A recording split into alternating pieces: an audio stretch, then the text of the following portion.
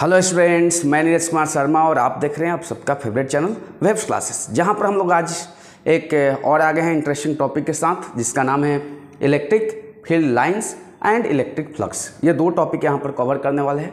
पूरा बहुत ही अच्छा से डिटेल में एक्सप्लेन करेंगे और साथ ही साथ कुछ प्रीवियस ईयर का जेईई मेंस का क्वेश्चंस लेंगे, जो कि और वीडियो को इंटरेस्टिंग बना देगा। तो चलिए लेट्स एंजॉय। तो हम लोग लेते हैं स्टार्ट। पहला कि इलेक्ट्रिक फील्ड लाइंस होता क्या है। तो उससे पहले अगर हम लोग जानें कि इलेक्ट्रिक फील्ड लाइंस का ज़रूरत क्यों पड़ा। अब इलेक्ट्रिक फील्ड लाइंस का ज़रूरत पड़ने का मेन कारण है कि अगर किसी पोजीशंस पर हमको मालूम करना होगा कि वहाँ पे फील्ड है या नहीं है, तो उस फील्ड को पता कैसे चलेगा। तो उस फील्ड को हम लोग को पता करने के लिए हम लोग लेते हैं एक टेस्ट चार्ज। कैसा लेते हैं? एक टेस्ट चार्ज। अगर कहीं पर भी, यानी कि हम लोग बोल सकते हैं कि पाथ ट्रेस्ड बाई, हम लोग बोल सकते हैं path traced by test charge in electric field is called electric field lines. अब इसी को हम लोग इलेक्ट्रिक फील्ड लाइंस बोलते हैं। अब इलेक्ट्रिक फील्ड लाइंस का अगर कहानी को अगर हम लोग अच्छा से समझे, थोड़ा समझना जरूरी है। हर चीज़ को हम लोग समझते चलेंगे और डिटेल में समझेंगे कि ताकि थोड़ा सा मज़ा आए। अभी पाथ ट्रेस्ड बाई, अब जैसे कि अगर मान लीजिए कि कहीं पर अगर हम लोग इससे हम बात करें कि इस रूम के पीछे इलेक्ट्रिक फील्ड मतलब एक चार्ज रखा हुआ है, बहुत बड़ा चार्ज। अब या तो प्लस चार्ज रखा होगा या तो माइनस चार्ज रखा होगा, या तो प्लस चार्ज रखा होगा या तो माइनस चार्ज रखा होगा। तो प्लस चार्ज या माइनस चार्ज रखा होगा तो उसके आसपास अगर कोई भी एक टेस्ट चार्ज को ले जाएगा। टेस्ट चार्ज क्या होता है? तो टेस्ट चार्ज को हम लोग जानते हैं, टेस्ट चार्ज हम लोग बोलते हैं very small positive charge. Very small positive charge को ही हम लोग बोलते हैं क्या? टेस्ट चार्ज, जिसको हम जनरली Q0 द्वारा डिनोट करता था। अब देखो, जैसे इस रूम के बगल में हम बोले कि बहुत बड़ा चार्ज है, अब वहाँ पे टेस्ट चार्ज को ले जाएंगे। अब टेस्ट चार्ज देख लेंगे कहाँ भाग रहा है, अवे भाग रहा है कि टूवर्ड्स भाग रहा है, अवे कि टूवर्ड्स। क्योंकि हम लोग जानते हैं कि किसी भी इलेक्ट्रिक फील्ड के अंदर कोई भी चार्ज को रखते हैं तो उसके ऊपर जो फोर्स लगता है वो लगता है क्यू, उसके ऊपर फोर्स लगता है। जैसे कि हम मान लीजिए कि प्लस क्यू चार्ज ले लिए, प्लस क्यू चार्ज हम यहाँ पर ले लेते हैं। अब प्लस क्यू चार्ज लिए और इस प्लस क्यू चार्ज के पास जैसे ही हम एक टेस्ट चार्ज को रखें, यहाँ पर टेस्ट चार्ज को, तो अब ये टेस्ट चार्ज किधर जाएगा? अब ये टेस्ट चार्ज अभी जाएगा, इससे दूर भागेगा। जबकि अगर हम लोग यही अगर माइनस क्यू चार्ज लेते हैं और माइनस क्यू चार्ज के पास अगर हम टेस्ट चार्ज को रखते हैं, तो ये टेस्ट चार्ज किधर जाता है? टूवर्ड्स द चार्ज जाता है। यानी कि ये कैसा जा रहा है? अवे जा रहा है, और ये कैसा जा रहा है? टूवर्ड्स जा रहा है। तो इसी के द्वारा जो पाथ ट्रेस्ड होगा, यानी कि जो पाथ बना, अब ये पाथ बना, अब इसके द्वारा कैसा बना? अवे बना। यानी कि इसके द्वारा जो भी हम लोग ले रहे हैं, पाथ ले रहे हैं, इसके बारे में हम डिटेल में भी पढ़ेंगे, डिटेल में पढ़ेंगे तब मत। तो यानी कि अवे ले रहा है, ये अवे ले रहा है। जबकि इसके द्वारा कैसा हो रहा है? टूवर्ड्स द चार्ज हो रहा है।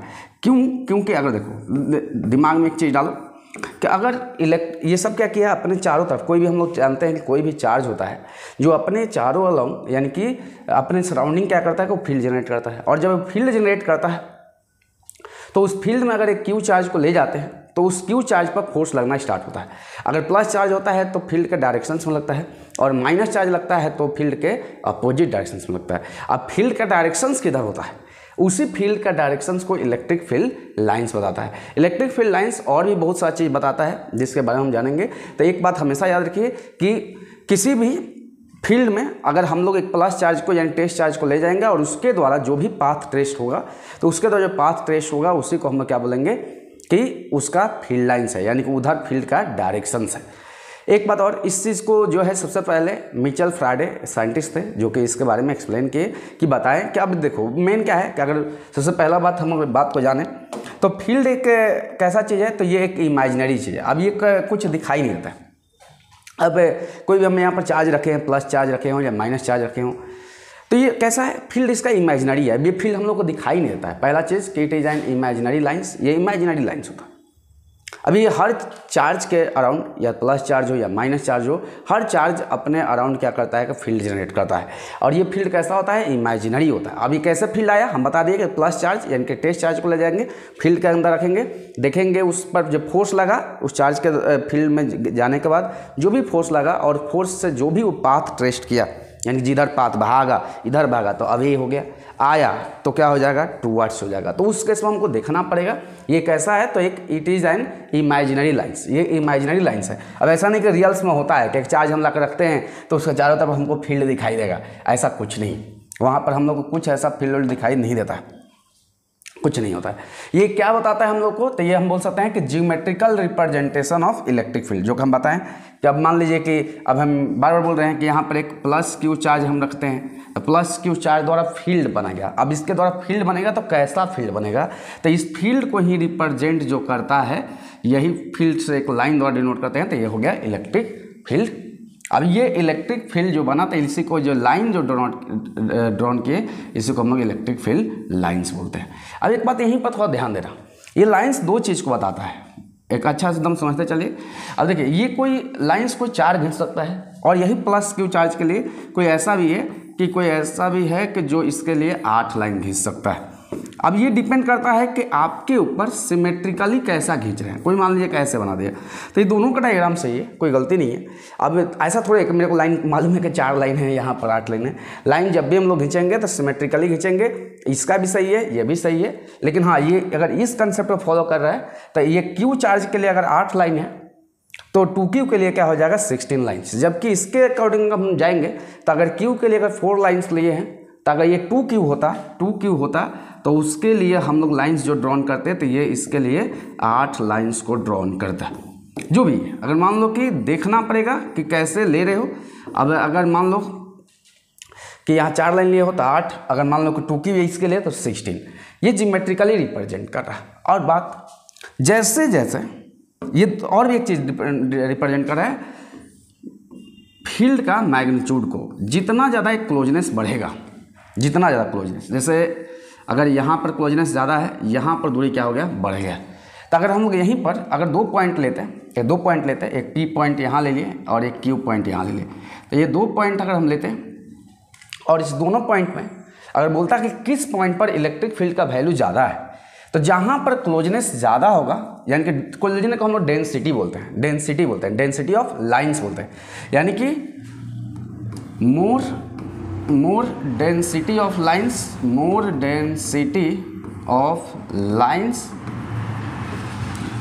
electric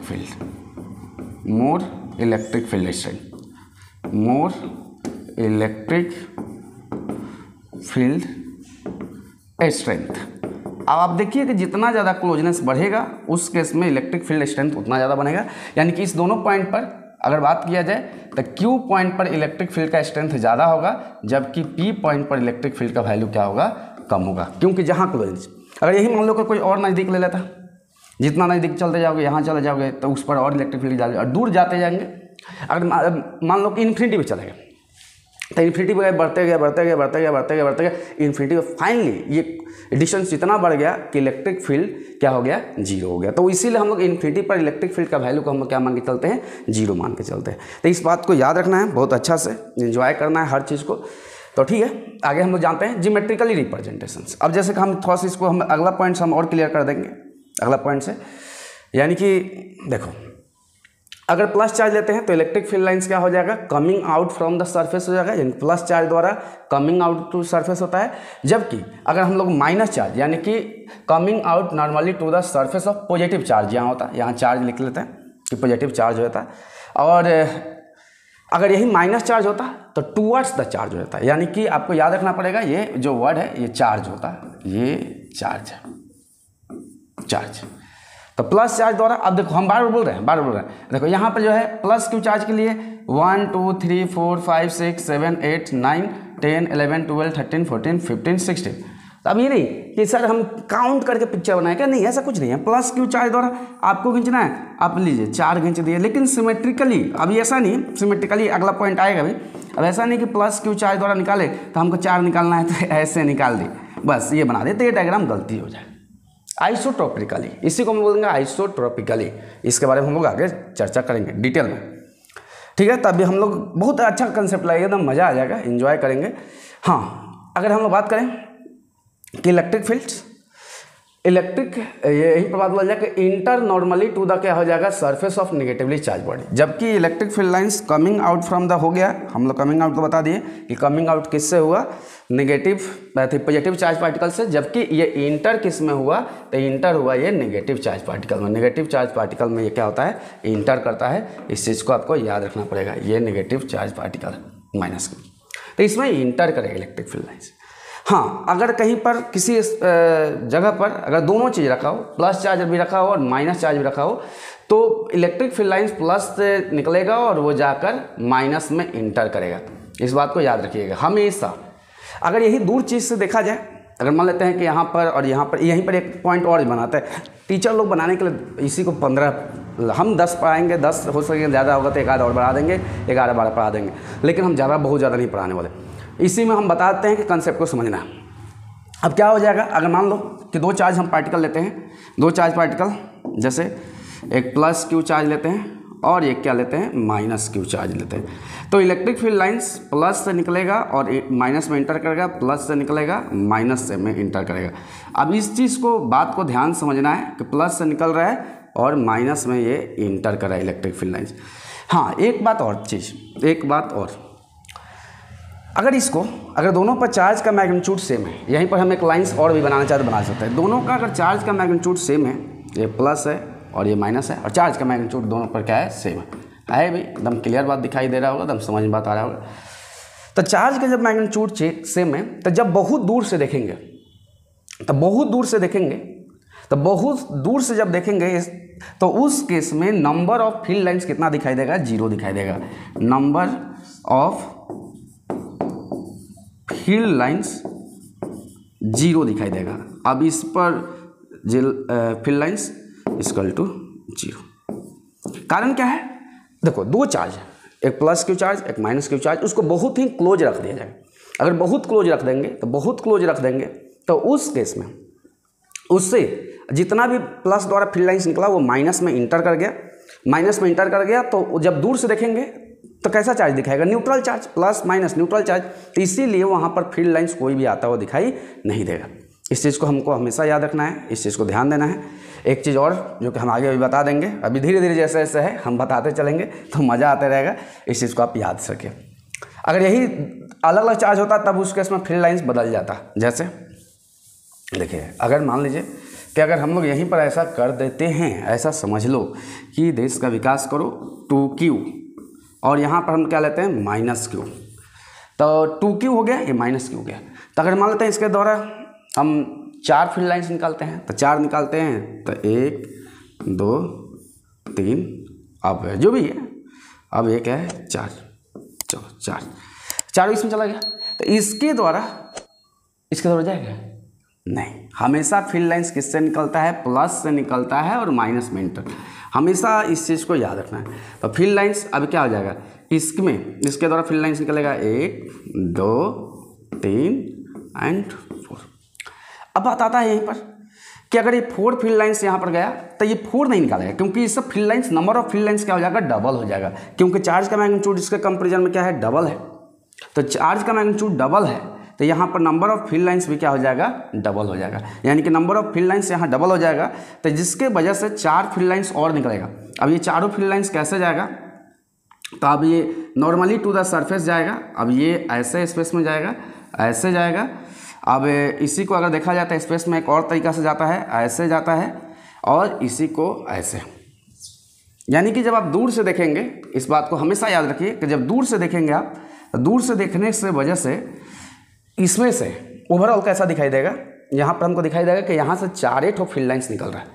कारण देखो थोड़ा समझो, 4 मतलब हमको ऐसा दिखाई देगा कि सिमेट्रिकली निकल रहा है। कारण क्या है कि plus 2Q charge minus Q charge, ये दोनों मिला दिए तो यहाँ से क्या मिला, प्लस Q चार्ज। तो प्लस Q चार्ज निकल रहा है, तो ऐसा नहीं कि 4 फील्ड लाइंस इसमें इंटर हो जाएगा और 4 इधर दिखाई देगा, नहीं। जब आप स्पेस से देखेंगे तो आपको तो नज़दीक से कैसा दिखाई, नज़दीक से ऐसा दिखाई दे रहा है कि निकल रहा है, लेकिन अगर स्पेस से देखेंगे तो आपको कैसा दिखाई देगा, बहुत दूर से देखेंगे तो +2 चार्ज है, -2 चार्ज है, तो उस केस में ये सिमेट्रिकली यानी कि स्पेस में जब ऐसे निकलेगा तो ये ऐसे निकलेगा कि मतलब यहाँ से ऐसे ऐसे ऐसे, मतलब ओवरऑल ये सिस्टम कैसा दिखाई देगा कि एक +q चार्ज रखा हुआ है और +q चार्ज से जो फील्ड लाइन्स निकल रहा है कैसा निकल रहा है, सिमेट्रिकली 2 लाइन्स, मतलब एक इधर एक इधर एक इधर एक इधर, ऐसा इस तरह से दिखाई देगा। इस पर हम और चर्चा करेंगे, इस पर अभी और आगे डिटेल में चर्चा करेंगे, हर चीज़ को कंसेप्ट को क्लियर कराना मेरा काम है, समझा देंगे।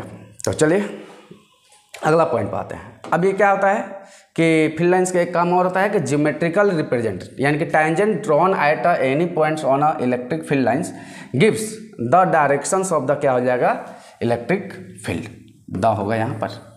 मतलब ये क्या करेगा, इलेक्ट्रिक फील्ड यहाँ पर बात बोला जाए तो ये डायरेक्शंस बताएगा। डायरेक्शंस देखो, जैसे इलेक्ट्रिक फील्ड, मतलब ये इलेक्ट्रिक फील्ड ऐसे था तो ये एक लाइन खींचा हुआ था, तो लाइन पर जहाँ पर भी टैंजेंट ड्रॉन कर दिए, जैसे ही आप टैंजेंट ड्रॉन कर लेते हैं तो ये एक तरह से इलेक्ट्रिक फील्ड लाइंस को, मतलब इलेक्ट्रिक फील्ड को वहाँ पर डिनोट करता है जहाँ पर भी। अब मान लो कि ऐसे ऐसे लाइन खींच दिया, अब यहाँ पर बोल दे कि कहीं पर बताइए कि सर यहाँ पर इलेक्ट्रिक फील्ड क्या होगा, कुछ नहीं, एक टैंजेंट ड्रॉन कर दीजिए, यहाँ पर क्या होगा, तो सर कुछ नहीं, यहाँ पर एक टैंजेंट, यहाँ पर टैंजेंट, यहाँ पर टैंजेंट, तो जहाँ पर टैंजेंट ड्रॉन कर देंगे तो टैंजेंट ड्रॉन करते ही वो क्या बताएगा, डायरेक्शंस ऑफ इलेक्ट्रिक फील्ड। मतलब जहाँ पर भी किसी पॉइंट पर अगर लाइन से ड्रॉन है तो पूछ देखो वहाँ पर इलेक्ट्रिक फील्ड के डायरेक्शंस, तो एक टैंजेंट ड्रॉन कर दीजिए, दम इजीली मालूम चल जाएगा। और बात हम लोग समझेंगे। हाँ, अगला चीज़, अगला point, never intersect to each other. कभी भी इलेक्ट्रिक फील्ड लाइंस, पूरा इंग्लिश लिखना है तो जो लिख सकता है, electric field lines never intersect to each other, यानी कि कभी भी इलेक्ट्रिक फील्ड लाइंस कभी भी इंटरसेक्ट नहीं करता है। यानी कि दो इलेक्ट्रिक फील्ड लाइंस, अभी एग्जाम में आ जाता है कि why two electric field lines never intersect to each other, कभी कभी क्वेश्चंस में एग्जाम में आ जाता है। ओहो घाट, तो ये तो अगर electric field lines, if electric field lines, तो हम लोग उस क्वेश्चन को कैसे मानेंगे कि if electric field lines intersect at a point P, हम मान लेते हैं कि यहाँ पर पॉइंट P पर इंटरसेक्ट कर रहा है, then after intersections there becomes two directions.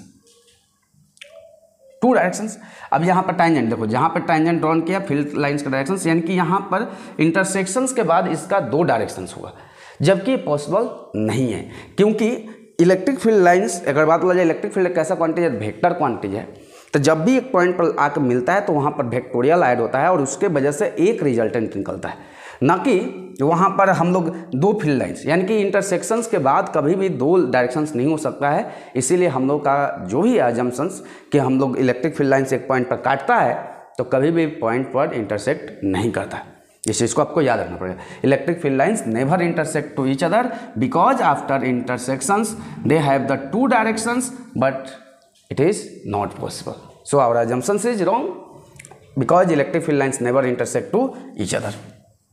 इस चीज़ को आप याद रखेंगे। और चीज़ याद रखेंगे कि never formed a close loop. Electric field lines never formed a close loop, कभी भी एक क्लोज लूप नहीं बनाता है। अब क्लोज लूप मतलब कैसा, जैसे देखो मैग्नेट में क्या होता था, मैग्नेट में क्लोज लूप, मैग्नेट का हम लोग बार बार एग्जांपल जो है, मैग्नेटिक फील्ड लाइंस जब आप पढ़ेंगे तो लगेगा कि एकदम दोनों मिलता जुलता है, electric field lines magnetic field line. तो मैग्नेटिक फील्ड लाइंस में अगर देखा जाए तो इलेक्ट्रिक फील्ड लाइंस क्या होता था, coming out from the north pole and enter into south pole, ऐसे होता था। नॉर्थ से आया साउथ में इंटर किया, नॉर्थ से आया साउथ में इंटर किया, मतलब ऐसे ऐसे। तो ठीक है। और इसके अलावा इसमें क्या होता था कि इनसाइड में देखा जाता था तो साउथ से किधर जाता था, नॉर्थ जाता था। यानी कि ओवरऑल देखा जाता है एक क्लोज लूप बनाता था। इलेक्ट्रिक फील्ड लाइंस नॉर्थ से निकला और नॉर्थ से निकल कर कहाँ गया, इधर नॉर्थ से निकला साउथ गया, और अंदर में देखा जाए इनसाइड में तो साउथ से कहाँ जाता है, नॉर्थ।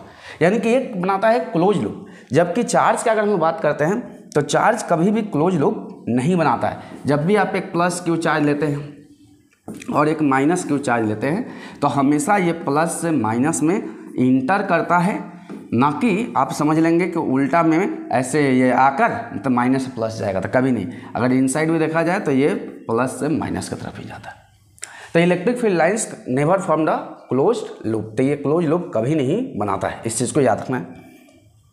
आगे अगला पॉइंट, बहुत ही इंटरेस्टिंग पॉइंट, कि electric field strength is directly proportional to number of होते हैं यहाँ, नंबर ऑफ फील्ड लाइंस। जितना फील्ड लाइंस ज़्यादा निकलेगा यानी कि उस केस में इलेक्ट्रिक फील्ड का वैल्यू उतना ही क्या है, ज़्यादा है। जैसे कि मेरे पास यहाँ पर क्या है, 2 ठो चार्ज हम ले लिए हैं, तो हम ले लेते हैं, एक काम करते हैं, यहाँ पर एक प्लस क्यू चार्ज है और यहाँ पर प्लस 2 क्यू चार्ज है और यहाँ पर प्लस 3 क्यू चार्ज है। तो इस बात को ध्यान से रखेंगे, याद रखेंगे, दम देश का विकास करना है। अब देखो यहाँ पर अगर फील्ड लाइंस कितना निकाले, 1 पेन चेंज करने दो, तो ये 1 2 3 4 5 6 7 8, अगर 8 निकला तो 2Q से कितना निकलेगा, 2Q से कितना निकलेगा, 1 2 3 4 5 6 7 8 9 10 11 12। अब देखो यही चीज़ को समझना है कि यहाँ से कितना निकलेगा। अगर देखो ये वाला जो फील्ड लाइंस निकला है 1 2 3 4 5 6 7 8, अगर ये 8 निकला है तो यहाँ से कितना निकलना चाहिए, 1 2 3 4 5 6 7 8 9 10 11 12। नहीं, यहाँ से कितना निकल चाहिए, 8 निकला तो यहाँ से निकलता है 16, यानी कि यहाँ से हम लोग जो फील्ड लाइंस लेते हैं तो कितना हो जाता है, 16 हो जाता है। ठीक है, तो एक और बना लेना। और यहाँ से 8 हो गया, ठीक है, यहाँ पर फील्ड लाइंस 8 हो गया, यहाँ पर 16 हो गया, तो यहाँ पर क्या हो जाएगा, यहाँ पर फील्ड लाइंस कितना हो जाएगा, 24 हो जाएगा, यानी कि चार्ज बढ़ा 3 टाइम्स बढ़ गया, तो आपकी बार फील्ड लाइंस 24, 1 2 3 4 5 6 7 8 9 10 11 12 13 14 15 16। ये गलती हो जाएगा। क्यों गलती हो जाएगा, यहाँ प्लस क्यू चार्ज लिए हैं, प्लस 2Q लिए हैं और यहाँ प्लस 3Q लिए हैं, तो यहाँ से यहाँ फील्ड लाइंस क्या हो जाएगा, डबल हो जाएगा। और इस केस में यहाँ से ये कितना हो जाएगा, 3 टाइम्स हो जाएगा, यानी कि ये 8 है फील्ड लाइंस, तो यहाँ पर कितना होना चाहिए, 24, यानी कि क्या हो जाएगा, 1 2 3 4 5 6 7 8, हम 24 कर दिए। तो आपको ये बात याद रखना पड़ेगा, यानी कि line density around the plus Q charge के कंपेरिजन में line density around the plus 2Q charge ज़्यादा होगा और line density along the plus 3Q charge उसके अलोंग और ही ज़्यादा होगा। इस चीज़ को हम अगर याद रखेंगे अच्छा से तो बहुत मज़ा आने वाला है। देखो हम इसको थोड़ा सा हम अपने अंदाज में बनाते हैं। जैसे देखो वहाँ पर तो डायग्राम बनाए हुए हैं, थोड़ा सा वो बहुत हौच-पच हो गया, तो ठीक है, तो हम ले लेते हैं प्लस क्यू चार्ज होता है, तो प्लस क्यू चार्ज अगर फील्ड लाइंस 1 2 3 4, अगर 4 निकालते हैं तो अगर यही बोला जाता है कि -2Q चार्ज होता है, तब क्या करते हैं, ये क्वेश्चंस कभी कभी आता है, -2Q चार्ज, तो इसके द्वारा कितना फील्ड लाइंस होता है, ये 4 है, 4 निकला है, तो इसमें क्या हो जाएगा, तो चार्ज का मैग्नीट्यूड डबल है तो 8 लाइंस होगा, और ये -Q चार्ज है तो यहाँ पर फील्ड लाइंस का डायरेक्शन कहाँ होगा, टूवर्ड्स द चार्ज हो जाएगा। कितना हुआ, 1 2 3 4 5 6 7 8, ठीक है, तो यहाँ 8 लाइंस हो जाएगा। इस बात को हमेशा याद रखिए, मतलब जितना भी मतलब कि चार्ज का डेंसिटी बढ़ता जाएगा। इसके अलावा एक और भी चीज़ है, एक चीज़ और भी है कि इसको एक बहुत ही सुंदर अंदाज में ये बोला जाता है कि ये चार्ज और ये चार्ज में, दोनों चार्ज में चार्ज का स्ट्रेंथ सबसे ज़्यादा किसका है। मतलब अगर मान लो कभी ऐसा होता कि यहाँ पर चार्ज नहीं दिया जाता और लाइंस निकलता, इससे 4 निकलता, इससे 8 निकलता, तो क्लियर बात है जिससे लाइंस ज़्यादा निकला है उस पर चार्ज का वैल्यू ज़्यादा है। या एक काम कर सकते हो कि इसको एक सरफेस एरिया बना सकते हो और एक सरफेस एरिया बना कर देख सकते हो कि यहाँ से लाइन कितना पास हुआ, उतना ही बराबर सरफेस एरिया यहाँ पर बनाओगे, यानी कि बराबर सरफेस एरिया इक्वल डिस्टेंस पर रख कर देखोगे, यानी कि जिस सरफेस से ज़्यादा नंबर ऑफ लाइंस पास करेगा, मान लो कि यहाँ पर लाइंस क्या हुआ, 2 पास किया, यहाँ पर कितना किया, 1 पास किया, तो क्लियर बात है कि यहाँ पर जो चार्ज रखा हुआ है, इस चार्ज का जो स्ट्रेंथ है, यानी कि चार्ज का मैग्नीट्यूड जो है वो वैल्यू ज़्यादा है और यहाँ पर चार्ज का वैल्यू क्या है, कम है। अच्छा से दम दिमाग में अब क्या कीजिए कि एक सरफेस रख लीजिए, सरफेस रख कर देख लीजिए।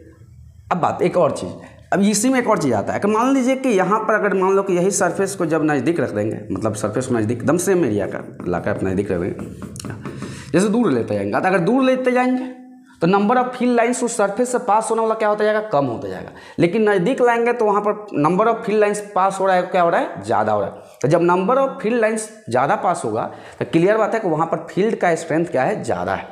यानी कि जितना नंबर ऑफ, ये देखो ये पॉइंट जो है ना, ये इतना अपने आप में बहुत फेमस है कि ये अपने आप में बहुत चीज़ बोलता है, एक ही पॉइंट बहुत चीज़ कि यानी कि जितना ज़्यादा उस सरफेस से डायरेक्टली प्रोपोर्शनल बोला है कि directly proportional to number of ये नंबर होगा, नंबर ऑफ क्या हो जाएगा, फील्ड लाइंस। जितना ज़्यादा फील्ड लाइंस निकलेगा उस केस में चार्ज का स्ट्रेंथ उतना ज़्यादा होगा। इसको दम दिमाग में दम डाल देना है, दम अच्छा से हमेशा याद रखना है। एक चीज़ और, चलो आगे चलते हैं। अगला क्या है कि इलेक्ट्रिक फील्ड लाइंस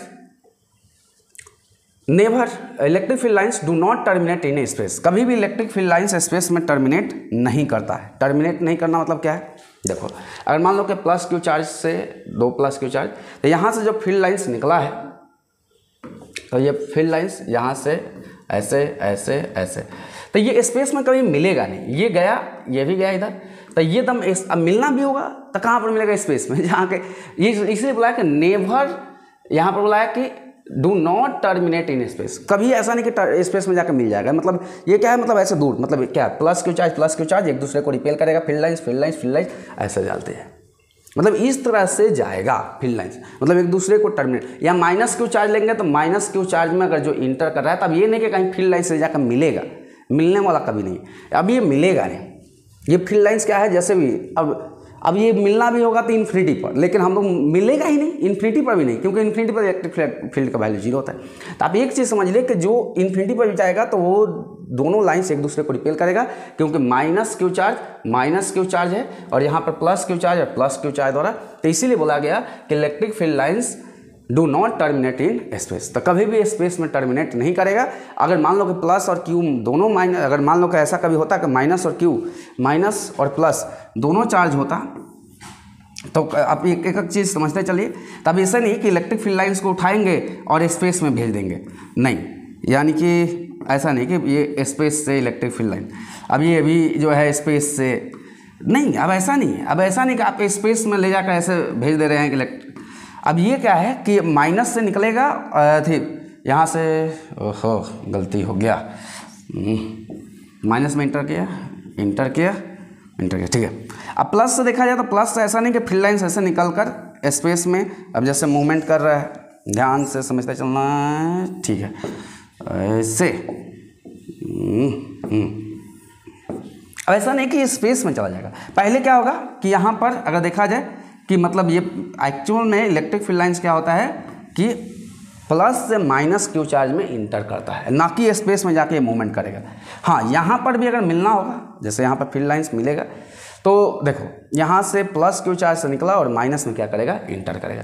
लेकिन अगर दोनों प्लस प्लस होता तो यहाँ इसके द्वारा अगर मान लो कि फील्ड लाइंस निकलता, जैसे देखो यहाँ पर लिए हैं, इसके द्वारा फील्ड लाइंस निकलता तो ये इधर जाता है स्पेस में और ये इधर जाता है और कभी भी टर्मिनेट नहीं होता, मिलता नहीं। इस बात को याद रखेंगे। और भी चीज़ और आगे, from the each charge we can draw the lines isotopically. अगर कभी भी किसी चार्ज से अगर लाइन्स को ड्रॉन करते हैं तो उस केस में जो इलेक्ट्रिक फील्ड्स को हम लोग ड्रॉन करेंगे वो कैसा करेंगे, तो आइसोटोपिकली करेंगे। आइसोटोपिकली मतलब कि बराबर। अब जैसे कि हमारे बोले बराबर, अब जैसे कि अगर मान लो कि कोई प्लस क्यू चार्ज द्वारा अगर 4 फील्ड लाइन्स निकालता है तो 4 फील्ड लाइन्स निकाल रहा है, तो अब ऐसा नहीं कि ये 1 2 3 और ये क्या हो गया 4, ये गलत हो जाए। जब भी फील्ड लाइन्स निकाल रहे हैं तो आप कैसा निकालेंगे, आइसोट्रॉपिकली या सिमेट्रिकली बोल सकते हैं हम लोग, ये भी बोल सकते हैं। मतलब सब जगह बराबर डायरेक्शंस में डेंसिटी क्या हो जाएगा, बराबर हर जगह। अब यहाँ पर देखो ये जो निकला, ये निकला, ये निकला। अब ये नहीं कि एक तरफ फील्ड लाइन्स ज़्यादा हो जाएगा और एक तरफ फील्ड लाइन्स कम हो जाएगा, तो ये गलती हो जाएगा। ये छोटा छोटा चीज़ है जिसको कि याद रखना ज़रूरी होता है और वही सब देश को विकास करने में मदद करता है। एक पॉइंट और हो सकता है 11 नंबर, हम ये भी बता देते हैं, आप ये भी याद रखें। कभी भी ऐसा हो कि 2 चार्ज दिया हो आपके पास, ये कि यहाँ पर चार्ज रखा हो, ठीक है, या यहाँ पर 2Q ले लेते हैं और यहाँ पर क्या लेते हैं, -2Q। तो अगर यहाँ से फील्ड लाइन्स अगर निकलेगा तो ये फील्ड लाइंस जो निकलेगा एकदम अच्छा से हो जाएगा, एकदम मज़ा आ जाएगा, एंजॉय करो। तो ये फील्ड लाइंस जो निकलेगा प्लस है, तो ये बहुत ही अच्छा कंसेप्ट आएगा। एक अब यहाँ से क्या हो जाएगा, ये फील्ड लाइंस ऐसे निकलेगा, 4 को निकाला, ठीक है। ये कैसे निकलेगा, ओहो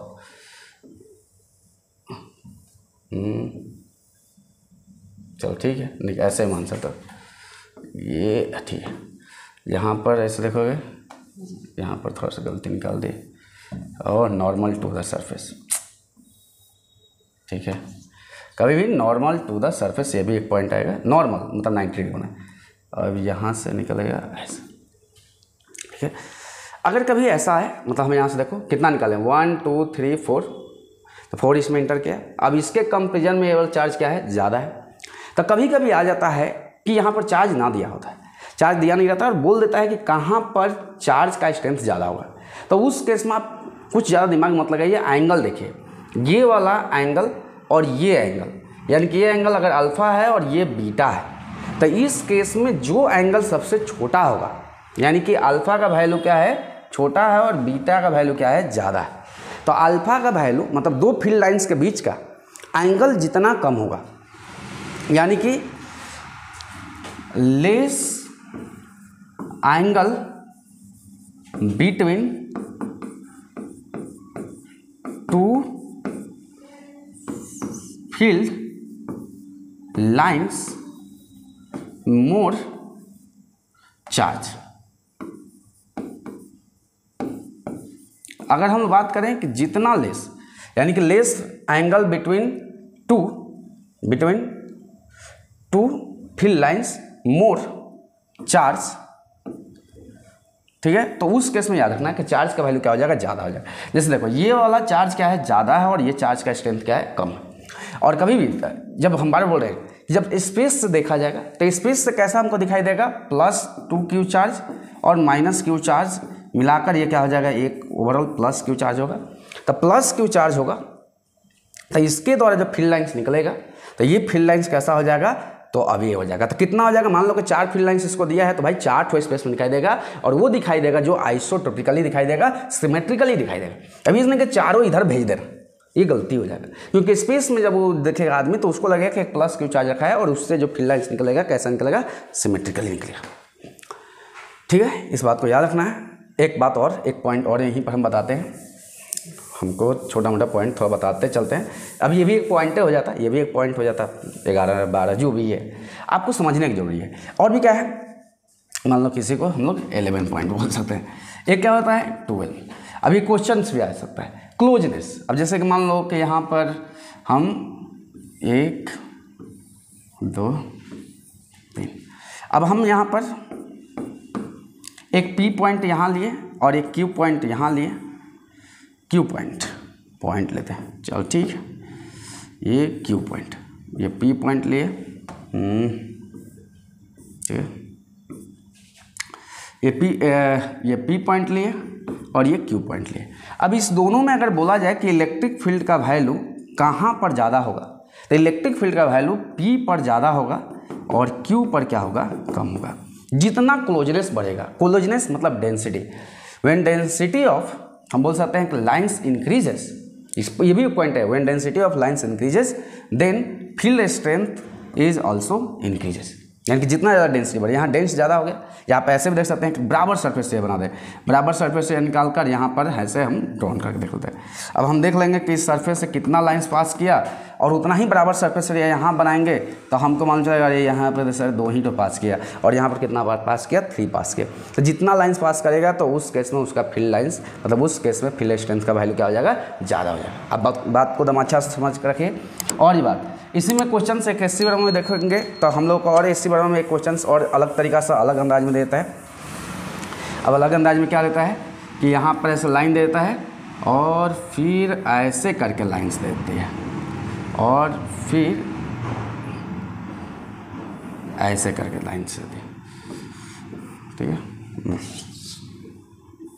एससी वर्मा जी का अपना अलग एक है अंदाज। तो अब ये देखो, ये P पॉइंट दे दिया, और अगला जो पॉइंट है ये यहाँ पर Q दे दिया और यहाँ पर दे दिया R दे दिया। अब बोला कि तीनों पॉइंट पर इलेक्ट्रिक फील्ड का वैल्यू बताना है कि इलेक्ट्रिक फील्ड स्ट्रेंथ का मतलब कहाँ पर ज़्यादा होगा और कहाँ पर कम होगा। तो ये वाला जो लाइन है, ये वाला लाइन, ये लाइन, ये मतलब लगभग ऐसे दिखने में सेम लगता है, तो इसीलिए P और R पर इलेक्ट्रिक फील्ड का स्ट्रेंथ क्या हो जाएगा, सेम हो जाएगा, जबकि Q पर इस दोनों के कंपेरिजन में क्या होगा, कम होगा। हमेशा याद रखिए कि ये वाला Q पॉइंट पर इलेक्ट्रिक फील्ड का स्ट्रेंथ क्या हो जाएगा, कम, क्योंकि यहाँ पर फील्ड लाइंस का क्लोजनेस क्या हो गया, मतलब कम हो गया, मतलब अब मतलब नज़दीक नहीं है, दूर हो गया। और यहाँ पर क्या हो गया कि दोनों फील्ड लाइंस क्या हो गया, नज़दीक हो गया। तो इसको समझने के लिए पहला चीज़ आप सरफेस एरिया बना लीजिए, देख लीजिए उस सरफेस से कितना बराबर सरफेस एरिया, जितना ज़्यादा लाइन पास करेगा फील्ड स्ट्रेंथ वहाँ पर ज़्यादा। तो ये सब क्वेश्चन आता है। और एक बात समझिए, और भी समझते चलिए, और भी समझते चलना है, तब जाके काम होगा, ठीक है।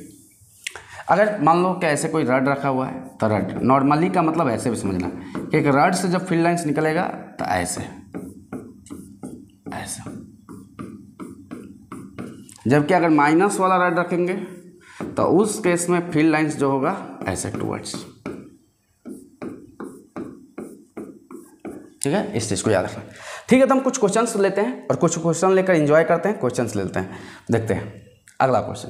पहला क्वेश्चन से प्रीवियस ईयर का 2015 का क्वेश्चन होगा आई थिंक, और ये क्वेश्चंस बहुत ही आसान है। इस क्वेश्चंस में बहुत ज़्यादा दिमाग नहीं लगाना है, थोड़ा सा दिमाग लगाना है, बस हो जाएगा। अ लॉन्ग सिलेंड्रिकल सेल, हम थोड़ा सा इसको नीचे लाते हैं, ठीक है। Cylindrical cells carries a positive charge plus sigma है in a upper half and the negative charge surface charge minus Q in a lower half. The electric field lines around the cylinder will look like figure is given in. The figures are the systematic, मतलब जो भी है symmetric and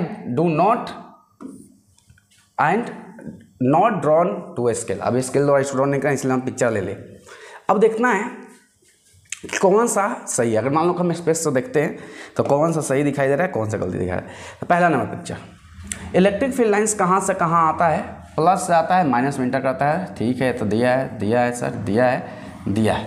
अब बात आता है कि plus द्वारा निकला और माइनस द्वारा इंटर किया, और ये गलती है कि यहाँ पर माइनस द्वारा इलेक्ट्रिक फील्ड लाइंस निकल रहा है। ये तो पहला गलती है कि कभी भी इलेक्ट्रिक फील्ड लाइंस माइनस द्वारा नहीं निकलता है, तो ये इसमें इंटर करता है। प्लस द्वारा निकलता है, माइनस में क्या करता है, इंडेड, यानी कि coming out from the positive charge and ended to the क्या हो जाएगा, नॉर्मली इंडेड टू द क्या हो जाएगा, नेगेटिव चार्ज। तो ये तो गलती चीज़ है, ये गलत है। दूसरा चीज़, ये गलती इसलिए भी है कि ये दोनों का चार्ज का डेंसिटी सेम है का स्पेस से देखा जाए तो ओवरऑल जो नेट इलेक्ट्रिक फील्ड लाइंस दिखाई देगा वो क्या इतना दिखाई देगा, 0 दिखाई देगा, यानी कि एक को फील्ड लाइंस नहीं दिखाई देगा। अब बात आते हैं यहाँ पर, अगर यहाँ पर देखते हैं तो ये देखिए, ये तो पूरा ही गलती है, कारण इलेक्ट्रिक फील्ड लाइंस प्लस से तो निकल रहा है और प्लस से निकले जा रहा है, लेकिन माइनस में इंटर कर रहा है। तो यानी कि यहाँ पर क्या हो रहा है कि माइनस में इंटर नहीं हो रहा है, माइनस में स्पेस में से आ रहा है, डू नॉट टर्मिनेटिंग स्पेस। अभी ये स्पेस में से घूम कर आ रहा है, पहले प्लस वाला गया स्पेस में, फिर उसके बाद टहल कर, ऐसा ही गलती है, do not terminate in space. और इसका भी एक कहानी है कि डू नॉट टर्मिनेट, मतलब ये दोनों एकदम सेम लगता है, क्योंकि यहाँ पर electric field coming out from positive and ended into क्या हो जाएगा, नेगेटिव। तो ये ऐसे नहीं दिया, या इसमें देखिए do not terminate in space, मतलब इलेक्ट्रिक फील्ड लाइंस निकल कर ये माइनस में इंटर नहीं कर रहा है, वो स्पेस में टर्मिनेट कर रहा है, घूम रहा है, यही गलती है। क्योंकि इलेक्ट्रिक फील्ड लाइंस कभी भी स्पेस में नहीं घूमेगा, वो क्या हो जाएगा कि प्लस से निकलेगा माइनस में, और इसके अकॉर्डिंग एक पिक्चर दिखाई दे रहा है कि प्लस से माइनस, प्लस से माइनस, प्लस से माइनस, तो ये वाला सही पिक्चर है। क्योंकि इलेक्ट्रिक फील्ड लाइंस कैसा हुआ, अगर हम लोग इसको स्पेस से भी देखते हैं तो दोनों का चार्ज क्या है, सेम है, और चार्ज जब सेम है तो स्पेस से देखेंगे तो नेट इलेक्ट्रिक फील्ड लाइंस कितना दिखाई देगा, 0 दिखाई देगा, और ये बात सही है। और कहाँ से कहाँ प्लस से निकलता है, माइनस में इंटर करता है, प्लस से निकलता है माइनस में, तो ये वाला ऑप्शन डी हो जाएगा, ऑप्शन डी सही है, करेक्ट। अगला क्वेश्चन हम लोग आते हैं। अ metallic solid sphere is placed in a uniform electric field. अगर एक मेटालिक को हम लोग इलेक्ट्रिक फील्ड में प्लेस्ड करते हैं in a uniform electric field, the lines of the force follow by the paths shown in the figure. Path और paths मतलब एक या एक से ज़्यादा ऑप्शन सही हो सकता है। अब बात आता है कि कभी भी आप एक कंडक्टर को जब इलेक्ट्रिक फील्ड में रखते हैं तो इलेक्ट्रिक फील्ड में रखते हैं, यानी कि इलेक्ट्रिक फील्ड जैसे ही लगाते हैं तो उस कंडक्टर के मेटालिक कंडक्टर जो भी स्पेयर हम आप लिए, हम एक काम करते हैं कंडक्टर हम लिए, तो जैसे ही उसको आप रखते हैं और इलेक्ट्रिक फील्ड में रखते हैं और इलेक्ट्रिक फील्ड मतलब उस पर लगाते हैं तो उसके वजह से उसके अंदर का जो फ्री चार्ज होता है, वो जितना भी इलेक्ट्रॉन्स है, फ्री इलेक्ट्रॉन्स, वो इलेक्ट्रिक फील्ड के अपोजिट डायरेक्शन में शिफ्ट हो जाता है और ये हो गया प्लस चार्ज। यानी कंडक्टर में ऐसा होता है कि जब भी आप इलेक्ट्रिक फील्ड लगाते हैं, कंडक्टर का मतलब यही है, कंडक्टर में क्या होता है, जैसे ही आप इसको अप्लाइड इलेक्ट्रिक फील्ड देते हैं तो माइनस चार्ज मतलब इलेक्ट्रॉन्स पर जो फोर्स लगेगा, इलेक्ट्रॉन शिफ्ट करके माइनस चार्ज को इलेक्ट्रिक फील्ड का अपोजिट डायरेक्शन में देगा और प्लस को क्या कर देगा, इलेक्ट्रिक फील्ड के डायरेक्शन में। एक्चुअल में प्लस को भेजता नहीं, प्लस कुछ होता ही नहीं, डिफिशिएंसी ऑफ इलेक्ट्रॉन। जब यहाँ से इलेक्ट्रॉन उठकर यहाँ पर चला गया तो यहाँ पर इलेक्ट्रॉन है नहीं, तो प्लस चार्ज और ये क्या हो गया, माइनस चार्ज, जिसके वजह से इसके अंदर का जो नेट इलेक्ट्रिक फील्ड का वैल्यू होता है वो क्या होता है, जीरो होता है। यानी कि कंडक्टर के जितना भी चार्ज होता है that means charge is always accumulated on the surface. यानी कि चार्ज कभी भी कहाँ एक्यूमुलेटेड होता है, charge is always accumulated on surface. यानी कि कभी भी अगर देखा जाए तो चार्ज कहाँ होता है, सरफेस पर होता है। तब इसमें कौन कौन पिक्चर गलती हो सकता है, तो फील्ड लाइन तो पहले तो अंदर पास करेगा नहीं, इधर भी नहीं पास करेगा, ये भी गलती है, ये भी गलती है। अब एक बात, सरफेस पर कहाँ होता है, प्लस चार्ज और माइनस चार्ज, तो क्लियर बात है। तो फील्ड लाइन सरफेस पर इंटर कर सकता है माइनस में, लेकिन अंदर नहीं जाएगा, और यहीं से यहाँ पर सरफेस से बाहर भी निकल सकता है। मान लो कि सरफेस ऐसा होता है कि प्लस चार्ज हो जाता है और ये कैसा हो जाता है, माइनस चार्ज होता है, तो यहाँ पर इंटर करता है और यहाँ पर। अभी यहाँ पर अगर उल्टा हो जाता तो ये तो टर्मिनेट होता भाई ना, यहाँ पर क्या हो जाएगा, माइनस, ठीक है, माइनस में सर इंटर किया, फिर अंदर में ये माइनस से प्लस जा रहा है, जो कि गलती हो जाएगा। अंदर में माइनस से प्लस जा रहा है, माइनस से प्लस जा रहा है, गलती हो जाएगा। यहाँ पर क्या हो गया, माइनस हो गया और ये क्या हो गया, प्लस से यहाँ पर फील्ड लाइन्स निकल रहे हैं, तो ऑप्शन इस समय भी डी हो जाएगा, जो कि सही है। ओके, आगे हम लोग चलते हैं अगला क्वेश्चन। हाँ, अगला क्वेश्चन को खुद से भी सोचिए, ये 2010 का है, 2010 का क्वेश्चन है कि क्वेश्चंस में दिया है few electric field lines for a system of two charges Q1 and Q2 fixed at a two different points on X axis are showed in the figure, these lines suggest for. मतलब यहाँ पर दिखाया गया है field lines से। अब यहाँ पर पहले तो मोर देन ऑप्शन सही होगा, क्योंकि पहले IIT होता था 2010 में, और ये IIT होने की वजह से 2010 का ये क्वेश्चन है, आपको याद रखना पड़ेगा अच्छा से। और अच्छा सोचिए कि एक से ज़्यादा ऑप्शन सही हो सकता है।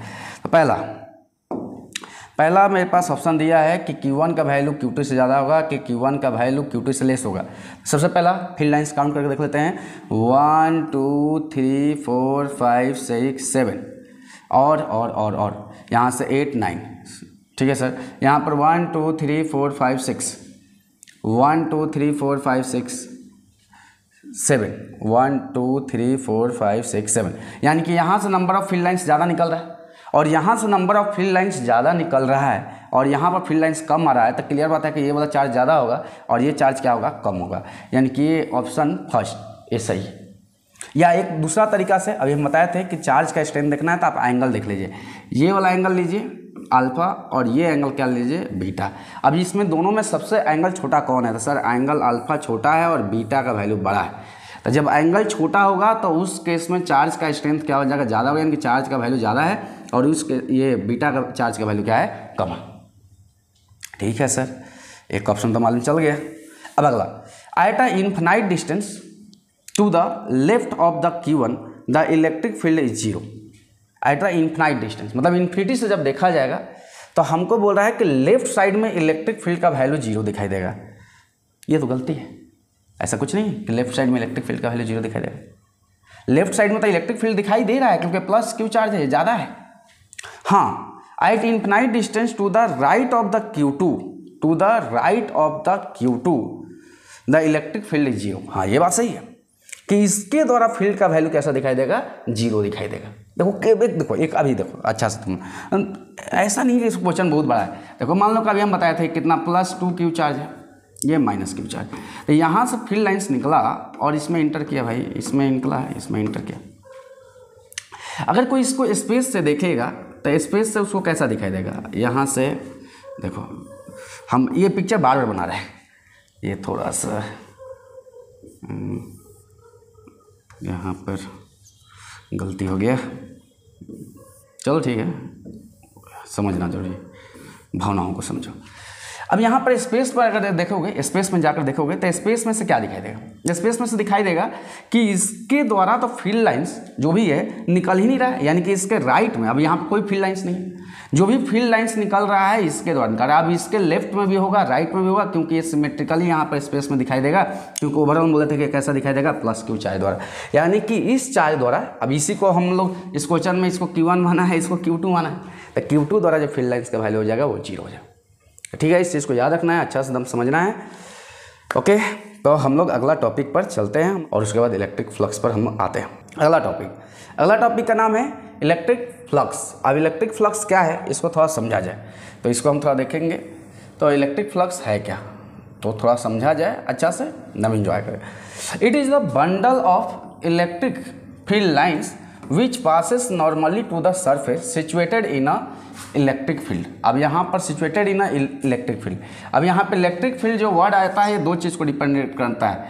एक पहला कि यूनिफॉर्म इलेक्ट्रिक फील्ड कि नॉन यूनिफॉर्म इलेक्ट्रिक फील्ड, इस चीज़ को भी याद रखना पड़ेगा कि यूनिफॉर्म इलेक्ट्रिक फील्ड है कि नॉन यूनिफॉर्म इलेक्ट्रिक फील्ड है। तो हम लोग पहला तो कंडीशंस तो ये यूनिफॉर्म इलेक्ट्रिक फील्ड का लिए, ये जो कंडीशंस है ये यूनिफॉर्म इलेक्ट्रिक फील्ड का है, आपको याद रखना पड़ेगा। ये जो कंडीशन है ये है यूनिफॉर्म इलेक्ट्रिक फील्ड का, ठीक है, यूनिफॉर्म इलेक्ट्रिक। तो अब ये क्या है कि जैसे ही आप इलेक्ट्रिक फील्ड के अंदर जो भी कोई सरफेस रखते हैं, तो उस सरफेस को रखने के दौरान उससे जितना भी फील्ड लाइंस पास करेगा उसी को बंडल ऑफ इलेक्ट्रिक। अभी देखो, ये देखो, हम एक काम करते हैं कि यहाँ पर हम एक सरफेस रखते हैं और इससे जितना भी फील्ड लाइंस पास किया नॉर्मल टू द सरफेस, यानी कि सरफेस से जितना भी फील्ड लाइंस पास किया उसी को हम लोग क्या बोलते हैं, इलेक्ट्रिक फ्लक्स बोलते हैं। उसी को हम लोग क्या बोलते हैं, इलेक्ट्रिक फ्लक्स। इलेक्ट्रिक फ्लक्स क्या होता है, bundle of electric field lines.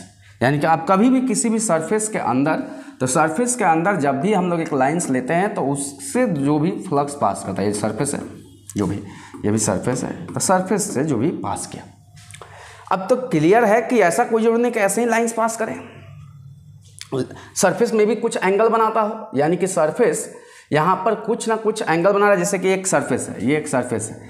अब ये सरफेस को देखा जाए तो इस सरफेस का एरिया, ये सरफेस का एरिया जो होता है, एरिया एक वेक्टर क्वांटिटी होता है, इसीलिए हम लोग एक वर्ड यूज़ करते हैं एरिया वेक्टर। इसको क्या वर्ड यूज़ किया जाता है, एरिया वेक्टर। इस बात को याद रखेंगे कि एरिया वेक्टर हम लोग एक वर्ड यूज़ करते हैं, और एरिया वेक्टर वर्ड जो यूज होता है, एरिया वेक्टर। अब ये वर्ड है क्या कि एरिया एक कैसा क्वांटिटीज है, वेक्टर क्वांटिटीज है। तो वेक्टर क्वांटिटीज है तो सर उसका डायरेक्शंस भी होगा, हाँ डायरेक्शंस होगा। अगर मान लो कि 2D सरफेस होगा, 2D सरफेस, तो 2D सरफेस के लिए एरिया का directions normal to the surface होता है, यानी कि सरफेस का क्या होता है, नॉर्मल। जैसे ये देखो, ये 2D एक प्लेन है, तो इसके द्वारा सरफेस एरिया कैसा हो जाएगा, 2D। मतलब अगर हम मानते हैं कि 2D सरफेस के अकॉर्डिंग, तो ये क्या हो जाएगा, अब ये हो जाएगा नॉर्मली आउटवर्ड। कैसा होगा, आउटवर्ड। जैसे कि देखो, इसके द्वारा आउटवर्ड नीचे भी हो सकता है और ऊपर भी हो सकता है। अभी इसको कोई सरफेस को कोई आई भी लिख सकता है और इसी को कोई -i लिख सकता है, दोनों का कंसेप्ट सही है, कोई गलती नहीं है। हाँ, इस बात को याद रखना कि हमेशा कैसा लेना, आउटवर्ड लेना, आउटवर्ड 2D के लिए कोई भी। जैसे कि मान लो हम कोई एक सरफेस ले, यहाँ पर टेढ़ा मेढ़ा कोई सरफेस ले लेते हैं, ये सरफेस, ठीक है, तो एक सरफेस ले ली। अब इस सरफेस द्वारा एरिया वेक्टर कैसा हो जाएगा, नॉर्मल टू द क्या हो जाएगा, सरफेस। हमेशा इस सरफेस का क्या हो जाएगा, नॉर्मल होगा, नॉर्मल टू द सरफेस होगा। अगर ये 2D है तब ये सब 2D है। अगर मान लो कि यही अगर 3D होता तो एरिया वेक्टर का जो डायरेक्शंस होता, एरिया वेक्टर का जो डायरेक्शंस होता, तो 3D में, जैसे कि 3D मतलब कि एक क्यूब ले लेते हैं, तो क्यूब के द्वारा अगर बोला जाए कि क्यूब के द्वारा एरिया वेक्टर डायरेक्शंस कैसा होगा, तो ये देखो ये क्यूब है, एक सरफेस यहाँ पर है, ठीक है, तो ये भी एक सरफेस है, तो इसके द्वारा अगर एरिया वेक्टर का वैल्यू बोला जाए तो इसके द्वारा हमेशा क्या होता है, आउटवर्ड टू द क्या होता है, सरफेस। जैसे ये भी एक सरफेस है तो इसके द्वारा भी आउटवर्ड, ये भी एक सरफेस है तो इसके द्वारा आउटवर्ड, मतलब आउटवर्ड टू द क्या हो जाएगा, सरफेस। 2D के लिए मान लो कि कोई एक सिलेंडर बना दिया, सिलेंडर के लिए एरिया वेक्टर कहाँ हो सकता है, ये मतलब प्लेन का क्या हो जाएगा, परपेंडिकुलर, प्लेन का आउटवर्ड, परपेंडिकुलर एंड आउटवर्ड। तो इसीलिए एरिया एक क्या है, वेक्टर क्वांटिटी है, इसलिए हम लोग क्या बोलते हैं इसको, वेक्टर क्वांटिटी। तो वेक्टर क्वांटिटी है तो इसीलिए अब इसका, अब 2D का बात बोला जाए तो 2D का हम लोग कहीं भी ले सकते हैं, इधर भी ले सकते हैं सरफेस का, इधर भी ले सकते हैं, दोनों ले सकते हैं। लेकिन जब 3D का बात आए तो 3D का हमेशा आउटवर्ड टू द क्या लेंगे, सरफेस, हमेशा आउटवर्ड। 3D में कोई भी ज़्यादा दिमाग नहीं लगाना है, हमेशा आउटवर्ड लेना है और उस चीज़ को समझना है, ठीक है। तो हम तो यूनिफॉर्म इलेक्ट्रिक फील्ड बना लिए। अब देखो यूनिफॉर्म इलेक्ट्रिक फील्ड बना लिए, अब यहाँ पर यूनिफॉर्म इलेक्ट्रिक फील्ड में अब इससे जो भी फील्ड लाइंस पास किया, तो देखो ये फील्ड लाइंस तो ऐसे पास किया, नॉर्मल टू द सरफेस पास नहीं किया।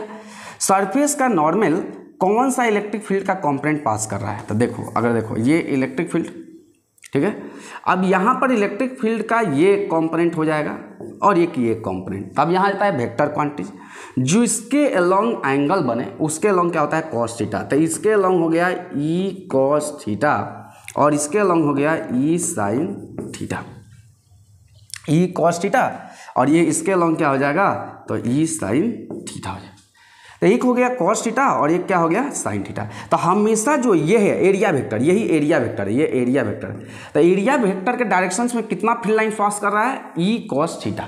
तो हमेशा कॉस थीटा वाला कंपोनेंट क्या हो रहा है, एरिया वेक्टर के डायरेक्शन में पास कर रहा है हमेशा।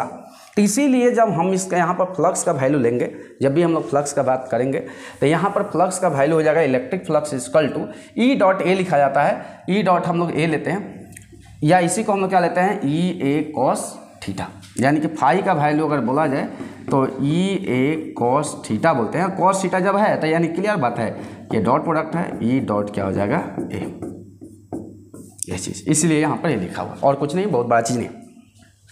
हाँ, अब ये एंगल बहुत मायने रखता है कि यहाँ थीटा क्या है, तो थीटा आप याद रखिएगा, थीटा हो गया, थीटा क्या हो जाएगा, थीटा, ओहो ये theta, angle between area vector and the electric field. ये जो एंगल हम जो भी ले रहे हैं तो ये एंगल किसके बीच का ले रहे हैं, तो ये एंगल ले रहे हैं एरिया वेक्टर, ये एरिया हो गया वेक्टर और इलेक्ट्रिक फील्ड, यानी कि ये दोनों का बीच का एंगल हम लोग ले रहे हैं थीटा, एरिया वेक्टर और इलेक्ट्रिक फील्ड का। हाँ, इसको हम थोड़ा सा और एक अच्छा चीज़ को बता देते हैं, थोड़ा सा और हम समझाना चाहते हैं, इसको समझाना हमको ज़रूरी है, तो चलो हम थोड़ा सा और समझाना चाहते हैं। तो देखो अब तुम सरफेस जैसा बनाना चाहते बना सकते हो, अगर मान लो कि ऐसे गोला बना दिया, ठीक है, तब ऐसे गोला बना दिया तो इसके द्वारा एरिया वेक्टर कहाँ हो जाएगा, ऐसे हो जाएगा। अब मान लो कि कोई यहाँ पर इलेक्ट्रिक फील्ड लिया और इलेक्ट्रिक फील्ड को भाई ऐसे फेंक दिया, ऐसे ऐसे ऐसे, तो जैसे ही यहाँ पर गया तो ये इलेक्ट्रिक फील्ड का डायरेक्शन हुआ, ये एरिया वेक्टर के साथ जो भी एंगल बनाएगा, जो भी, तो इसका कौन सा component normal to the surface जा रहा है, इसका कौन सा component normal to the surface जा रहा है, तो सर ई कॉस थीटा वाला कंपोनेंट ही normal to the area vector जा रहा है, इसीलिए नॉर्मली टू द, इसलिए देखो लगेगा it is a bundle of electric field lines which passes normally to the surface, normally to the surface.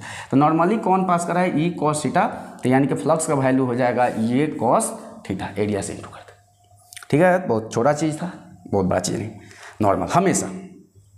अब देखो, हाँ थोड़ा सा हम और समझाते हैं और समझिए, अगर इसी को अगर इलेक्ट्रिक फील्ड यूनिफॉर्म नहीं होता तो क्लियर बात है कि हमको एक एक काम करना है कि इंटीग्रेशन लेना है, इंटीग्रेशन लेना है, ई हो गया डी ए हो गया, ई डॉट डी ए। अगर क्लोज सरफेस होता तो उस केस में क्या हो जाता है, ई डॉट क्या हो जाता है, डी ए हो जाता है, ई डॉट क्या हो जाता है, D A, E dot D A हो जाता है। इस चीज़ को याद रखेंगे, इलेक्ट्रिक फ्लक्स क्या है, तो इलेक्ट्रिक फ्लक्स को हम यही बोलेंगे, it is a bundle of electric field lines which passes normally to the surface of,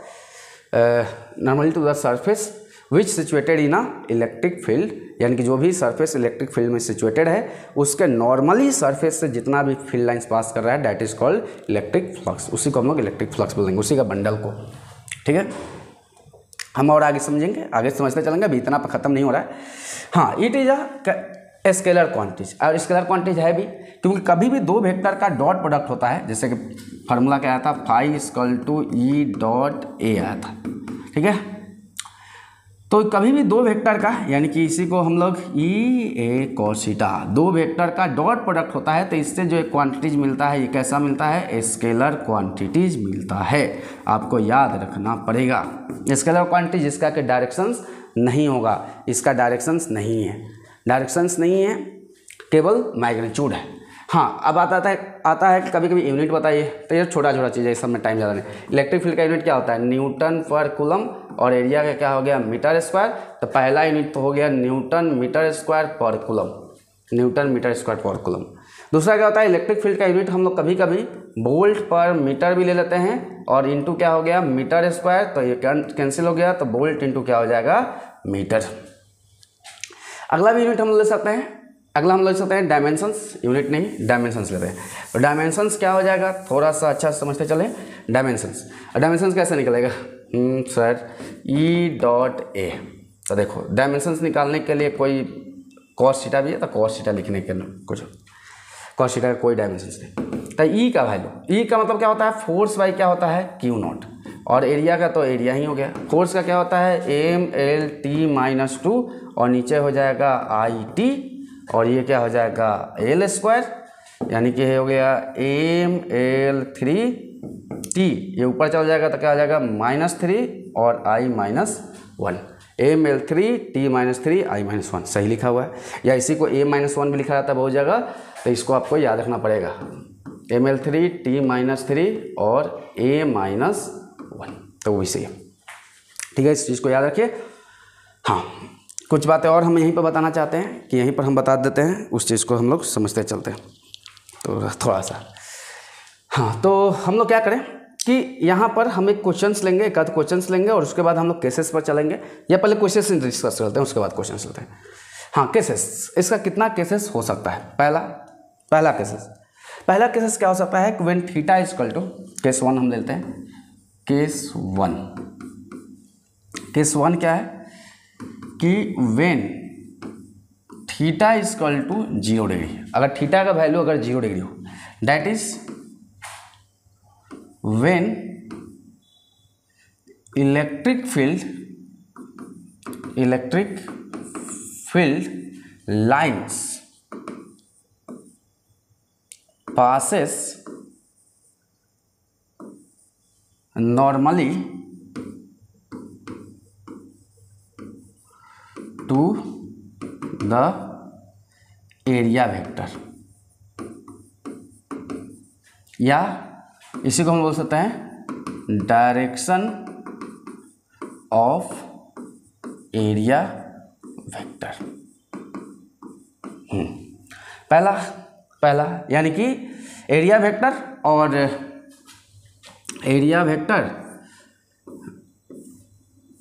और इलेक्ट्रिक फील्ड दोनों का डायरेक्शंस क्या हो, सेम हो। एरिया वेक्टर कैसा हो गया, ये हो गया, देखो एरिया वेक्टर, और यहाँ से फील्ड लाइंस में जो पास कर रहा है इसी के डायरेक्शन में पास कर रहा है, यानी कि दोनों का बीच का एंगल कितना बन रहा है, 0 डिग्री बन रहा है, दोनों का बीच का 0 डिग्री एंगल बन रहा है, दोनों के बीच का 0 डिग्री एंगल, यानी कि थीटा का वैल्यू जब 0 डिग्री लिया जाएगा, तो थीटा का वैल्यू जैसे हम 0 डिग्री लेंगे तो यहाँ पर क्या हो जाएगा, बोलो, कॉस 0 डिग्री का वैल्यू कितना होता है, 1, तो फाई का वैल्यू क्या हो जाएगा, ई ए कॉस थीटा होता है, तो जब जैसे ही 1 ले लिए तो फाई का वैल्यू क्या हो जाएगा, मैक्सिमम, यानी कि उस केस में जो फ्लक्स का वैल्यू पास होगा वो कितना हो जाएगा, मैक्सिमम, वो वैल्यू कितना हो जाएगा, ये हो जाएगा, ये हो जाएगा, दम ऐसे दम एरिया वेक्टर। देखो हम लोग इसको थोड़ा समझा देते हैं, रुक जाओ 1 minute.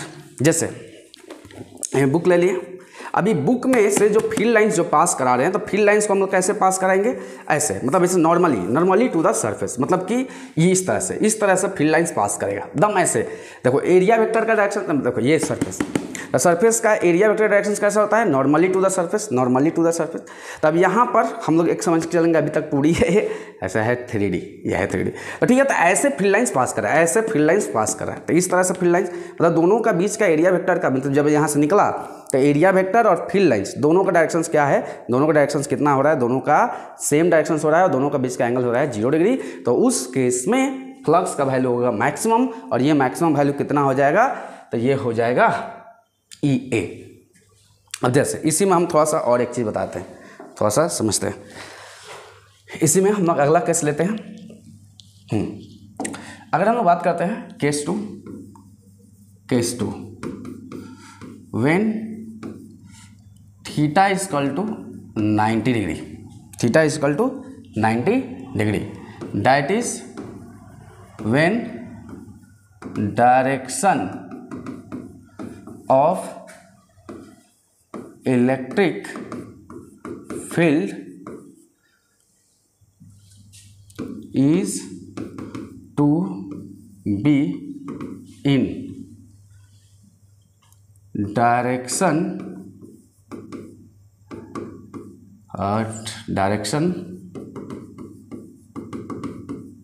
of plane of surface, मतलब सरफेस का प्लेन में डायरेक्शन किधर है, सरफेस के प्लेन में, प्लेन ऑफ सरफेस, या बोल सकते हैं कि perpendicular to the area vector, area vector का कैसा है, परपेंडिकुलर। जैसे जैसे जैसे देखो ध्यान से, हम यही सरफेस बना देते हैं। अब कैसे बनाते हैं सरफेस, कैसा ही बना सकते हो, देखो हम ये ऐसा कुछ नहीं है कैसा सर बना रहे। अब देखो ये एरिया वेक्टर कैसा हो जाएगा इस डायरेक्शन में, लेकिन फील्ड लाइंस आपको कैसे पास कराना है, तो फील्ड लाइंस इस तरह से, इस तरह से, मतलब देखो अब मान लो कि कोई ऐसे ले, सर हम ऐसा लेना चाहते हैं, ठीक है, तो एरिया वेक्टर ये हो गया, लेकिन फील्ड लाइंस कैसे पास कराना है, फील्ड लाइंस कैसे पास कराना है, फील्ड लाइंस पास ऐसे कराना है। जैसे अब इसको थोड़ा सा हम फील कराते हैं बुक से ही फिर से। जैसे ये हो गया एरिया वेक्टर, तो ये हो गया एरिया वेक्टर हो गया, और यहाँ पर फील्ड का डायरेक्शंस कैसा हुआ, थोड़ा ध्यान से, ये हो गया एरिया वेक्टर का डायरेक्शंस। तो फील्ड का डायरेक्शंस कैसे करना है, इसका सरफेस कह लो, सरफेस का प्लेन कह लो ऐसे। तब बोलो इस सरफेस से एक को फील्ड लाइंस पास किया क्या, नहीं, 0, कारण ये देखो ये हो गया एरिया वेक्टर और फील्ड लाइंस ऐसे पास कर रहा है, यानी कि इसका परपेंडिकुलर, देखो ये फील्ड लाइंस यहाँ पर, ये फील्ड लाइंस यहाँ पर, ये फील्ड लाइंस, यानी कि ये दोनों एक दूसरे का सरफेस का कैसा है, एरिया वेक्टर का क्या है, परपेंडिकुलर है, जिसके वजह से ऐसा वैल्यू आ रहा है। अब एक बात समझो, यानी कि इसमें फ्लक्स का वैल्यू निकाला जाए तो फाई इक्वल टू क्या हो जाएगा, EA कॉस थीटा। अब ये लेकिन यहाँ पर सर कॉस 90 डिग्री हो गया, कॉस 90 का वैल्यू 0 होता है, तो उस केस में फ्लक्स का वैल्यू क्या हो जाएगा, 0 हो जाएगा, फ्लक्स का वैल्यू मिल जाएगा 0। अब अगला केस आता है, अगला केस नंबर 3। केस नंबर 3 क्या है, बहुत ही आसान है, बहुत ही सिंपल, यानी कि when theta is equal to कितना, 180 degree, 180 degree, that is when that is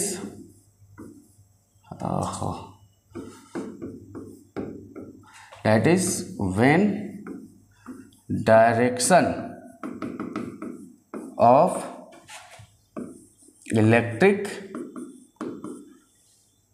field is to be in opposite direction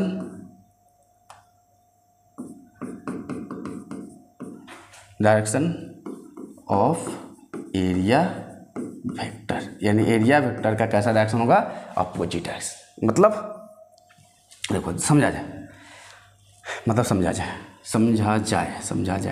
देखो फिर से हम सरफेस बनाते हैं, जैसा सरफेस बनाना चाहते हो बना सकते हो, ये अपने हाथ में, ये हो गया एरिया वेक्टर।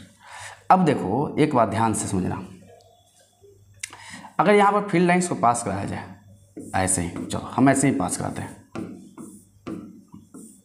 जबकि ऐसे नहीं कराना चाहिए था, उल्टा कराना चाहिए था, लेकिन हम मान लेते हैं कि ऐसे ही कराते हैं।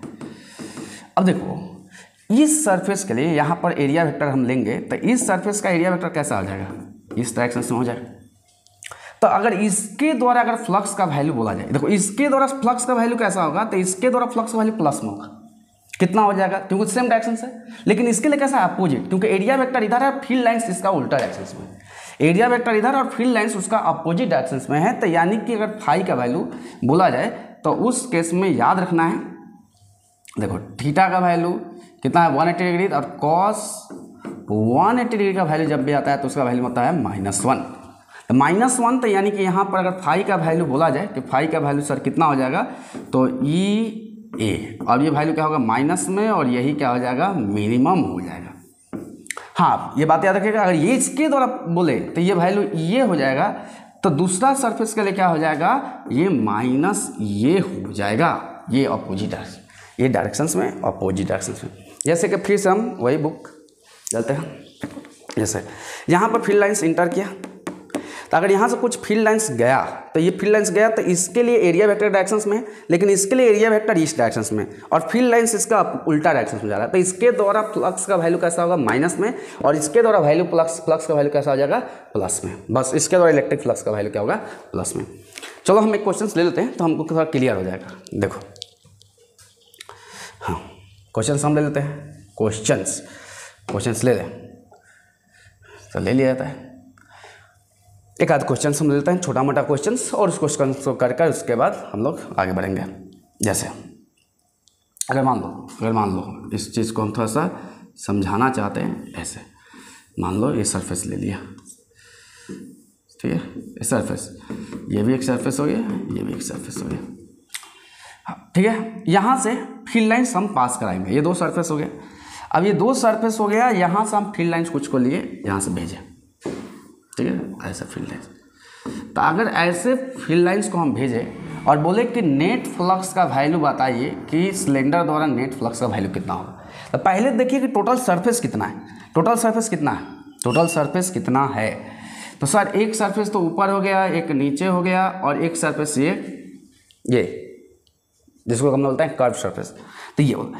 इसके बाद अगर बात बोला जाए इसके द्वारा फ्लक्स, अगर फ्लक्स का वैल्यू लोगे तो फील्ड लाइंस एरिया वेक्टर ये है, और इसी डायरेक्शंस में फील्ड का डायरेक्शंस में, लेकिन इसके द्वारा एरिया वेक्टर कहाँ है सर, तो इसके लिए डाउनवर्ड है, और इसके द्वारा भी अवे हो गया।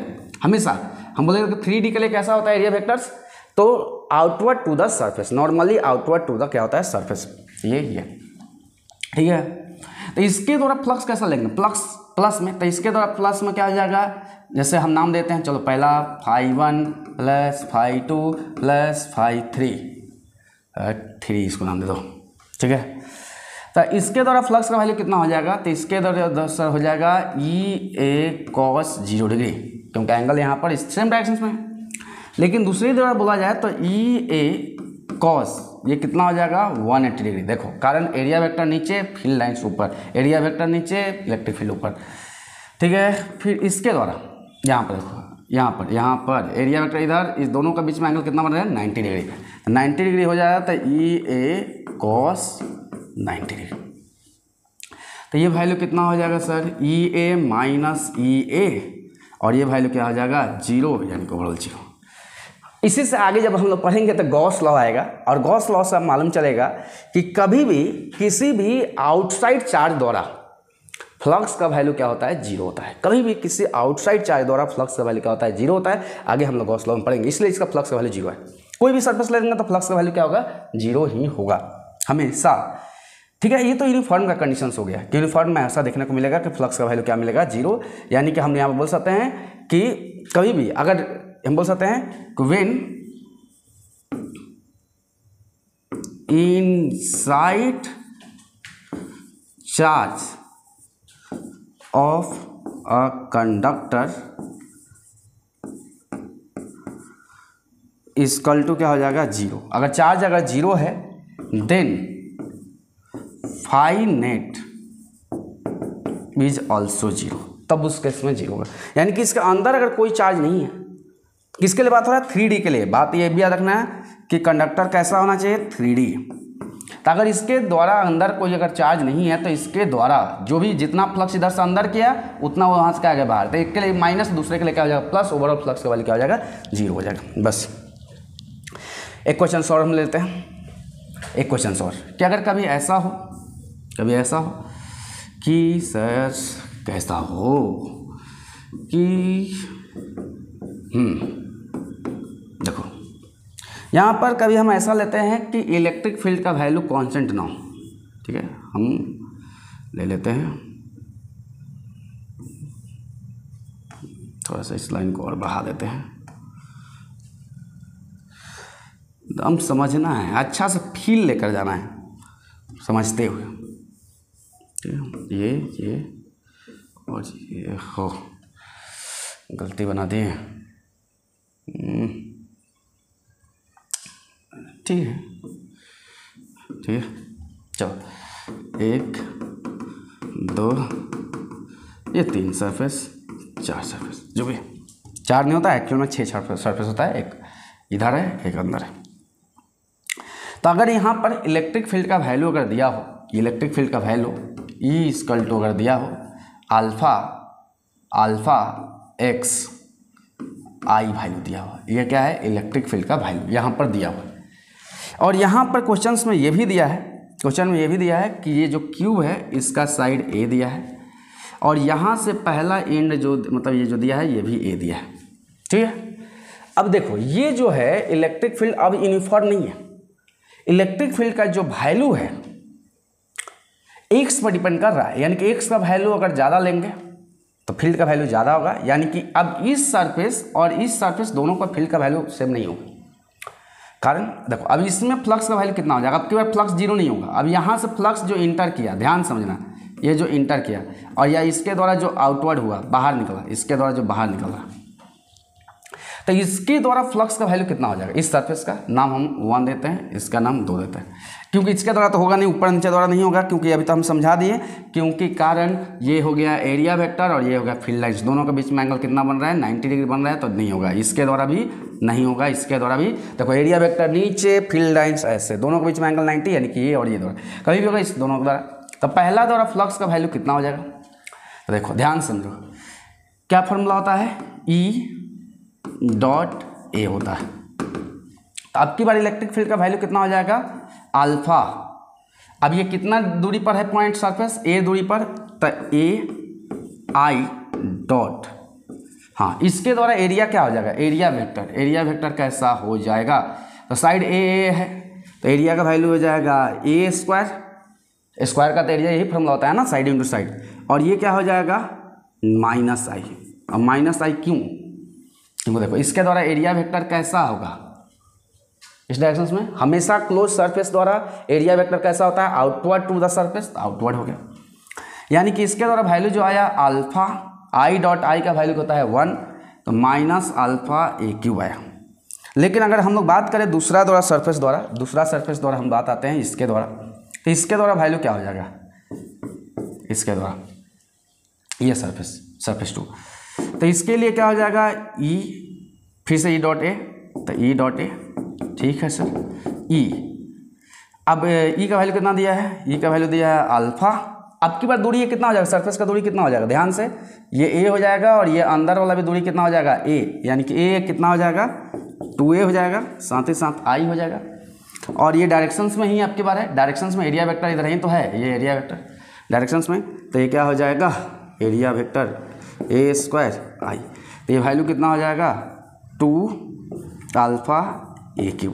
तो देखो इसीलिए 2α/A³, तो यानी कि यहाँ पर नेट फ्लक्स का वैल्यू हो जाएगा, तो अब की बार 0 नहीं हुआ, नेट फ्लक्स का वैल्यू कितना हो गया, तो φ1 + φ2 करेंगे तो ओवरऑल हो जाएगा -α/A³ + 2α/A³, यानी कि α/A³ वैल्यू हो जाएगा किस डायरेक्शंस में, एक्स एक्सिस के डायरेक्शन। ऐसे डायरेक्शंस का तो कोई ज़रूरत नहीं है क्योंकि फ्लक्स का कोई डायरेक्शंस नहीं होता है, ठीक है। तो इस डायरेक्शंस में फ्लक्स का वैल्यू कारण क्या है, ये वाला देखो फिर से बता दे रहे, ये वाला क्या है, इसके लिए दूरी क्या हो जाएगा, ए हो जाएगा, इसके द्वारा फ्लक्स जो भी होगा क्या होगा माइनस, क्योंकि एरिया वेक्टर अपोजिट डायरेक्शन में, इसके द्वारा फ्लक्स वैल्यू क्या होगा प्लस, क्योंकि एरिया वेक्टर सेम डायरेक्शन में।